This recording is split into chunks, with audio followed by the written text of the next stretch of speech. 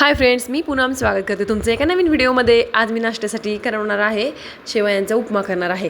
ही healthy रेसिपीसुद्धा आहे आणि झटपट बनते, 10 मिनटात रेडी. तिथे मी तूप टाकून ना शेवया भाजून घ्यायच्या मस्त. आणि महत्त्वाचं म्हणजे की शेवया चांगल्या भाजल्या ना की मस्त छान उपमा होतो आपला. आणि मुलं मॅगी वगैरे करून मागतात. मॅगी वगैरे हेल्थसाठी चांगलं नाही, त्याच्यापेक्षा हे मुलांना छान फायदेशीर. आणि ह्याच्यात भरपूर आपण व्हेजिटेबल्स वगैरे घालू शकतो. टोमॅटो, कांदा, परत बीन्स वगैरे आपल्याला हवे असेल तर आपण घालू शकतो. मटार, मी व्हेजिटेबल जेवढे माझ्याकडे घरात होते तेवढे घालून हा छान उपमा बनवू शकतो आपण. तुपात मस्त जिरे टाकली, थोडीशी कांदा बारीक कट करून टाकला, टोमॅटो टाकायचं थोडं कट करून आणि मटर टाकायचं. हे छान परतून घ्यायचं तुपात, तेलात. तुपात केलं तर जास्त हेल्दी. तुपात मस्त छान परतून घेतलं मी. आता हे साहित्य त्याच्यानंतर पाणी टाकायचं, थोडंसं चवीपुरतं मीठ टाकायचं आणि उकळी आली की मग शेवयाच टाकायच्या भाजलेल्या चांगल्या. आणि 5 मिनटं फक्त पाणी पण थोडं टाकायचं, ते शिजण्यापुरतंच टाकायचं.